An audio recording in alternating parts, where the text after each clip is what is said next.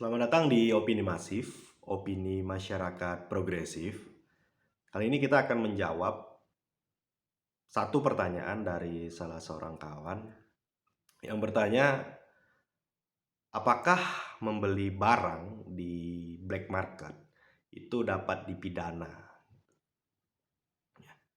Oke, sebelum kita menjawab dapat dipidana atau tidak, maka kita harus paham dulu tentang apa itu barang black market.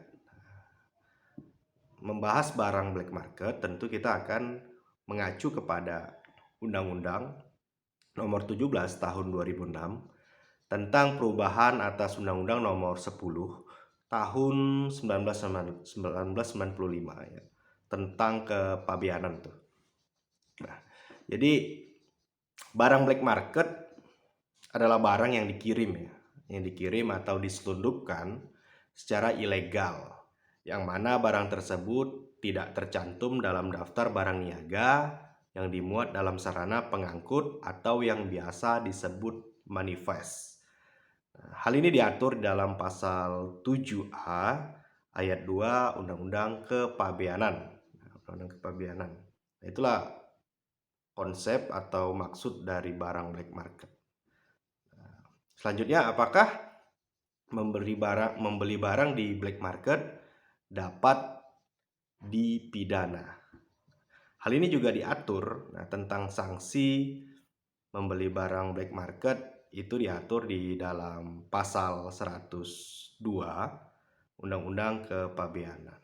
Nah, jadi setiap orang yang mengangkut barang impor yang tidak tercantum dalam manifest sebagaimana dimaksud dalam pasal 7A ayat 2 yang tadi udah kita bahas itu dipidana.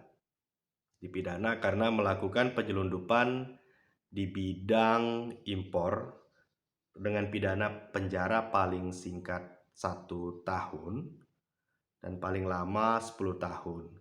Kemudian pidana denda ya, paling sedikit 50 juta rupiah dan paling banyak 5 miliar.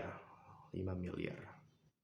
Jadi bisa dipidana bagi setiap orang yang membeli barang di black market. Nah, tapi ketika kita tidak mengetahui apakah itu bisa dipidana, nah itu juga menjadi pertanyaan kan.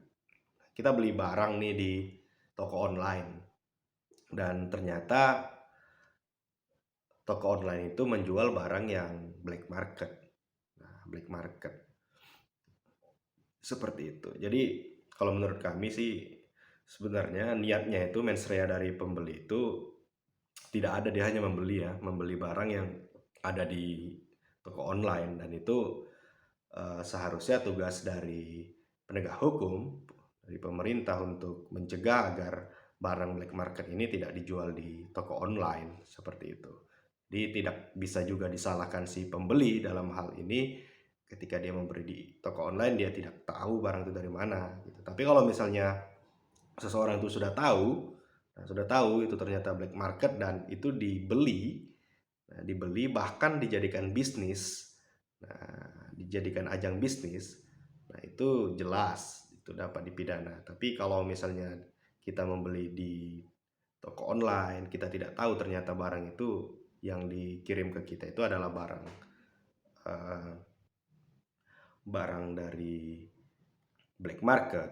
Nah, kemungkinan ada alasan pemaaf bagi kita untuk tidak dipidana.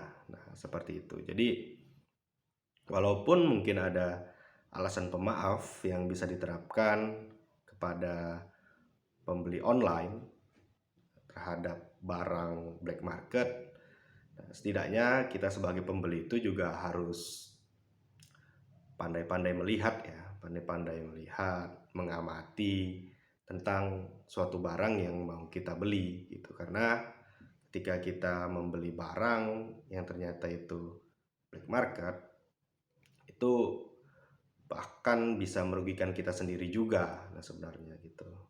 Nah, merugikan negara karena kan dia tidak tidak membayar cukai ya atau pajak, itu kan juga merugikan negara dan merugikan kita seandainya barang itu nanti kenapa-kenapa.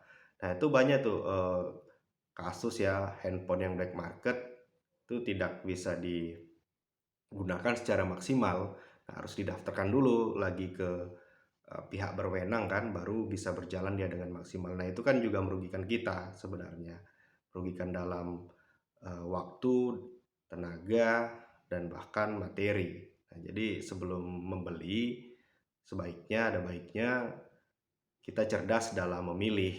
Kita cerdas dalam memilih dan pemerintah juga bisa bersikap tegas sekarang dalam mengawasi adanya jual beli barang black market di toko-toko online. Demikian opini masif pada kali ini. Semoga bermanfaat. Opini masif, opini masyarakat progresif.